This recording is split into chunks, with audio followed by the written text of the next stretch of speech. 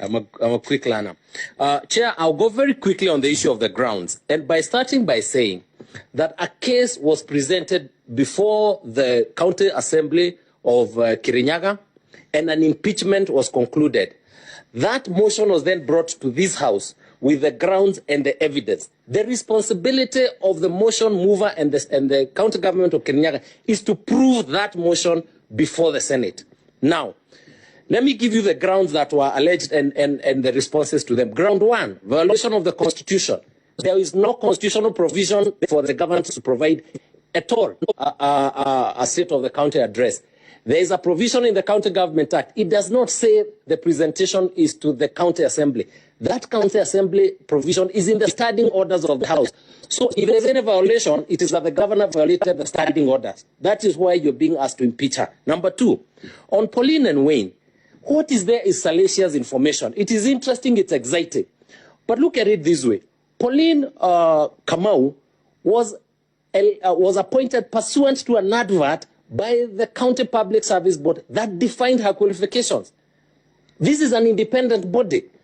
It then went on to interview her. It then went on to recruit her and then decided at this point when it is politically convenient to say, oh, wait a minute, this was not our act, we were being pushed. Who will believe that sort of stuff?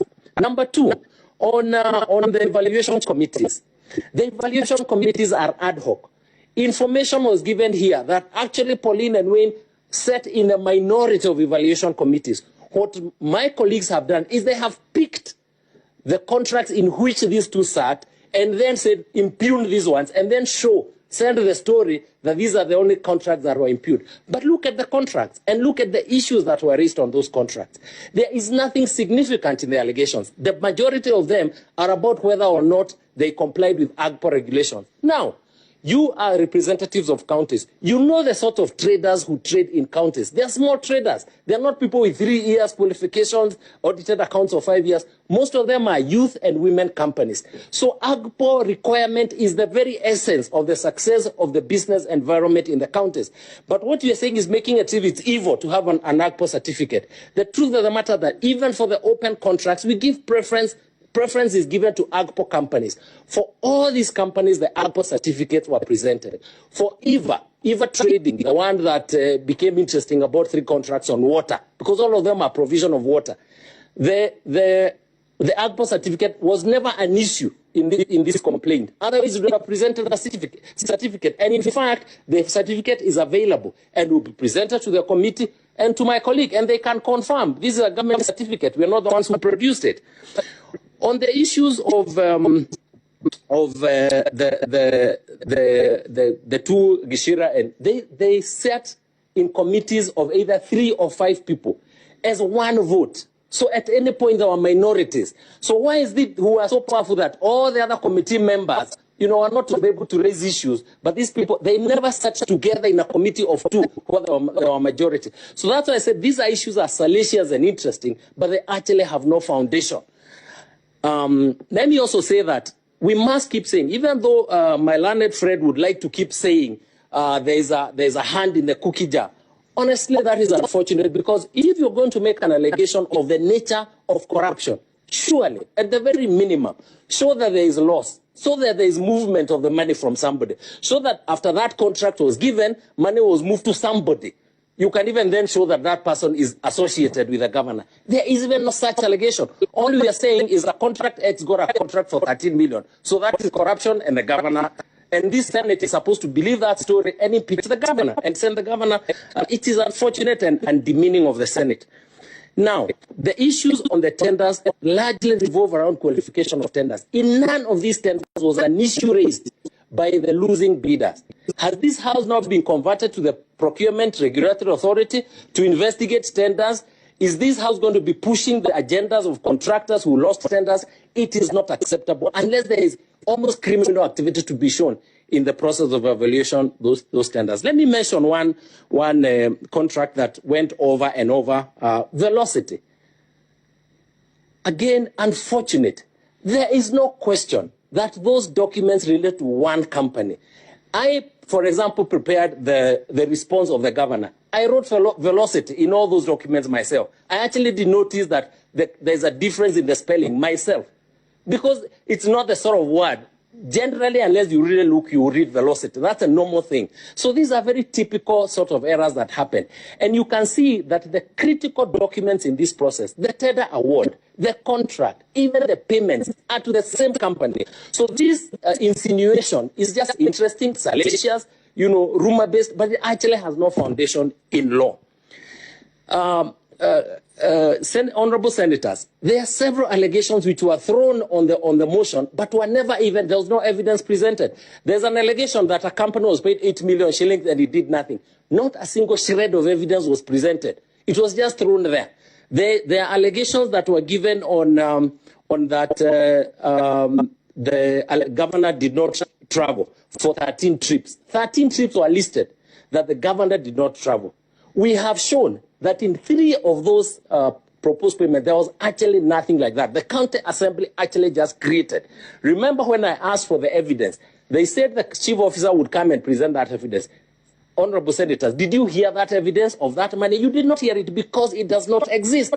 On the 8 trips that the governor traveled, the original passport, we are trying to give it to you so that you can see. The reason it's being asked for is it's to create a narrative, which is very, very unfortunate for this house. Issues that were raised about coffee, Kirinyaga coffee, these issues were not raised in this motion. If these issues had been raised, we would have presented a whole dossier about how it happened that the governor decided at the last minute to cancel this trip. And that was because it was going to be a loss for the county, because they found out at the last minute that their partners in the US expected the county to spend money on that launch.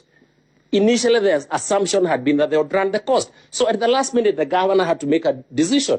Do you continue to expend more, or do you cancel, even if it inconveniences people? If that had been raised in the beginning, would have presented bundles of evidence to show. But this was the essence of ambush.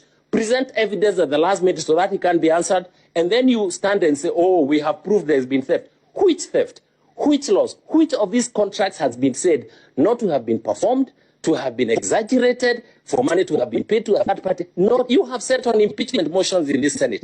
What is the evidence that has been presented to you by the time you get to the point of making a decision on impeachment? It is not rumors and allegations without evidence. A motor vehicle, honorable senators, how does even an allegation like that find itself in an impeachment motion? This is a vehicle that was, whose budget was approved by the assembly twice, by the same assembly. The only difference was that money was moved from one account in the county to another one to arrest a crisis caused by the advice of the controller of budget. There is no allegation that the governor took any money. There is no allegation that the vehicle was appraised. It was bought under a framework contract. And yet, it was presented here for salacious reasons to say that, money was lost. It is unfortunate. KIDA is the allegation about the payment of salaries, and in the documents we have presented to you, you will see there is a formal letter from the SRC on how board and staff members are to be paid. It is there in the documents. That sort of allegation still finds itself in the motion against the governor. That is what I'm saying about the frivolity of this motion. It is intended to achieve a political purpose. Even the statements that are made in support of it are not based on law. They are intended purely to achieve a political aim. It is meant to defame and harass the governor. On health, honorable senators, the truth of the matter is there are challenges in the health sector. That is the reality. That is not unique to Kirinyaga. That is not unique to one county. Some counties have more challenges than others. In respect of Kirinyaga, a strike happened. There were political issues, as evidence was given. The governor is not the sole player in the process of provision of health services. I can give you 2 examples. In the current budget, because I think that it was one of the documents that was presented to you. In that process, the monies allocated to health has been reduced and given for ward offices. The county assembly has refused to approve the appointment of members of the public service board. So the county government cannot employ doctors. So that is the crisis in which the county public service board has no quorum. That is the sort of problem that is created by the assembly, and then it is thrown to the governor. Evidence on that issue was pushed by people who are clearly pushing an agenda. Even on a simple issue about whether they know each other, and whether they work together. They all changed and said they don't, when they realize that there's going to be a problem because they can be seen to be working in concert. These, again, are people pushing agendas. Anybody can visit Kirinyaga County at any time. We invite even this committee to take 2 hours and go there and establish whether the story given on dilapidated services is whatever by the fact. It is not. What do I want to say finally? Is that we have no problem with the oversight role of the county assembly. But if the oversight role and the impeachment is going to be used as an avenue for harassment, for bullying, for punishing governors because they don't bend over backwards, that will not be acceptable. And honorable senators, you must not allow it. If there's evidence to show that there has been breach, we would say the Senate can exercise its powers as it is allowed by the Constitution, but it must not be utilized for collateral purposes. I will yield the last 10 minutes of my presentation to the governor to make her final comments. Honorable Senator.